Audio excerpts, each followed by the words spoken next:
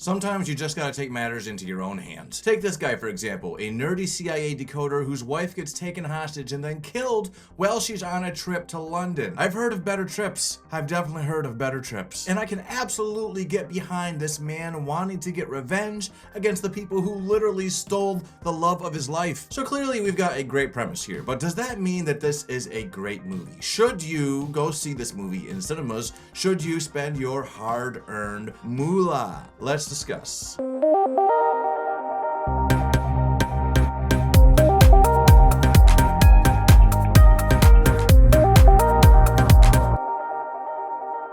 The amateur stars Rami Malek, Julian, Holt McCallany, Rachel Brosnahan, and if you pay super close attention and don't take any bathroom breaks and don't blink, you might even see Jon Bernthal in this movie. So I don't know if I've made myself clear or not, but I am really into revenge movies. They're just so easy to get into. You can really root for them because everybody can connect with that feeling of being screwed over by somebody. Even if you've never personally dealt with being screwed over, we can empathize. At least that's what you're supposed to be able to do if you're a normal, non-psycho human being. And as it turns out, a lot of people are connecting with this genre because it's becoming extremely popular right now. But fear not, this movie is by no means a clone of Taken or John Wick or Death Sentence. This movie is more along the lines of the Bourne movies, only without all the badass fight scenes. In this movie, Rami Malek plays a man who is super intelligent. He's been in his position for a very long time, and he has quite a few tricks up his sleeve. But the one trick he doesn't seem to have is the ability to take a life, which sure does make it difficult when you start a revenge quest. That's where Morpheus comes in. I mean, Laurence Fishburne, that's where he comes in.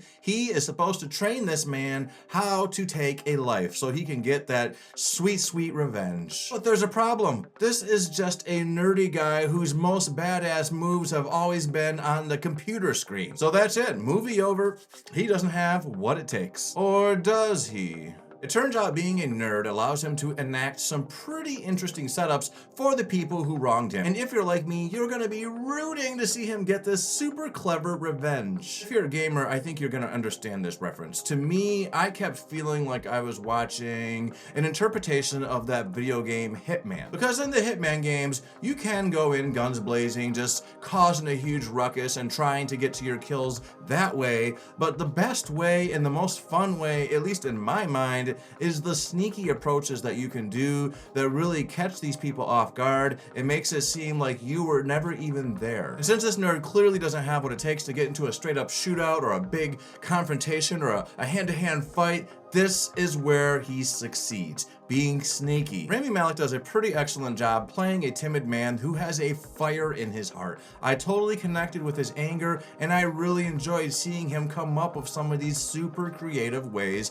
to get these kills. Hitman, like I said, Hitman. Look it up, play the game, you'll have fun. In this movie, Rami is playing into what he is good at. He is not Liam Neeson. He is not Keanu Reeves. He is a guy who played Mr. Robot, so he is well versed in playing nerdy characters, and he really knows how to play to his strengths. This movie is written for somebody just like him. We get some really awesome dynamics between he and Laurence Fishburne in this movie as well. I mean, I was so excited to see Laurence Fishburne in this movie, and he does get to have some fairly badass scenes himself. I was really getting brought back to how much I loved him in the Matrix movies. I mean, that scene on top of the, what was it? On the top of the semi-truck where he's fighting that agent, peak awesomeness. And the last role I really want to single out is Holt McCallany. This guy, he plays a lot of hard-ass characters. If you've seen the show Mindhunter on Netflix, his character in that show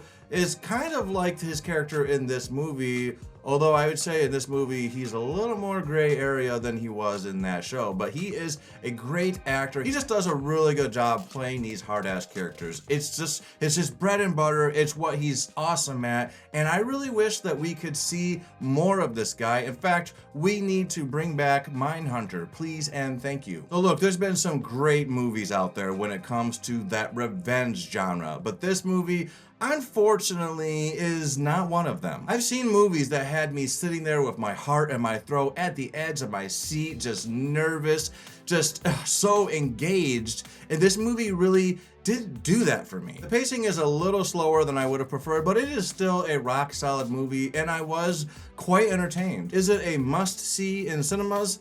No, I don't think so. I think that you would totally be fine to wait for this movie to come out on streaming or, rent it.